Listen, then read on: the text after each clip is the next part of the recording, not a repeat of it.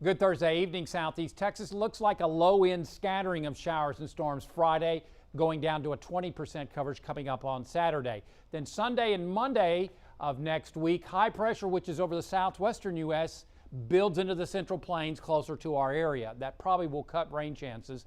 Then the high will build back over towards the southeastern U.S. The flow will be off the Gulf of Mexico, so we'll go with a low-end scattering of showers and storms. This is some of the best news we've seen in quite some time across the area. Taking a look at May 1st through July 20th. Out of those 80 days, we have seen 57 of those days of 90 degrees or greater. Again, we should have 80 of those days at 90 degrees or greater. So we've had actually fewer days of 90 degrees or greater than normal. Now, when it got hot, it got hot. 95-degree days, we shouldn't see any on average. We've seen 22. And we certainly shouldn't see any 100-degree days, but we've actually seen 3. So from May 1st through July 20th, we've been 2 degrees above average. And one of those reasons is that we have seen the 10th warmest May on record, that's since 1901, and the 9th warmest June on record. Right now, yes, July is about 1.5 degrees above average. Forecast tonight looks like any shower activity is pretty much winding down, and we expect skies to decrease in cloudiness. I think this is overdone. Lows will be in the mid-70s lakes, mid to upper 70s to near 80 in the triangle. For tomorrow, this particular model doesn't show much. Highs still reach the mid-90s. We'll go with about a 30% coverage. Hopefully, we got more than we expect. So some of these disturbances with the flow around that high, which is over towards the southwestern U.S., see that? The flow around it could drag some disturbances in. And also, we'll be watching this disturbance heading in towards our area off the Gulf of Mexico Friday. So kind of a convergence of 2 systems into our area could bring a 30% coverage. I'm not going to go any more than that. There's too many different models saying just the opposite.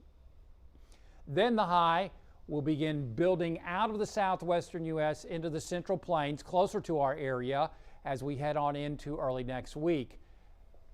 Then, as we work on into the middle and latter part of next week, the high will build off to the southeastern U.S. The flow will result in a southeasterly flow around that high, and that could drag in higher amounts of moisture and a couple disturbances. So we think that scattered showers and storms are quite possible in our forecast as we work on into the middle and latter part of next week.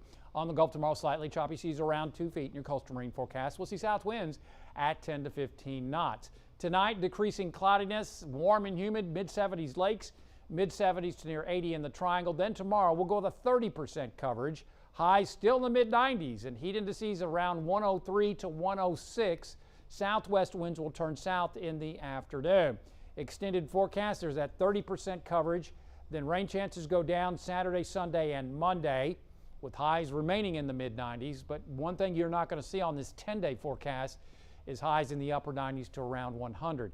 Then as we work on into the middle part of next week, rain chances go back up to a scattered variety, 30 to 40% coverage. Could be more than what I have, but because of the uncertainty and because of the poor model performance of late, we're going to go with a very conservative 30 to 40% coverage. It'd be nice to get more than what we expect, and that's certainly possible.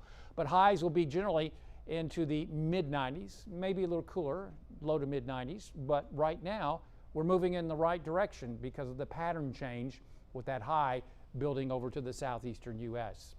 Download our app, follow us on Facebook and Twitter, and as always, there's more weather at 12newsnow.com.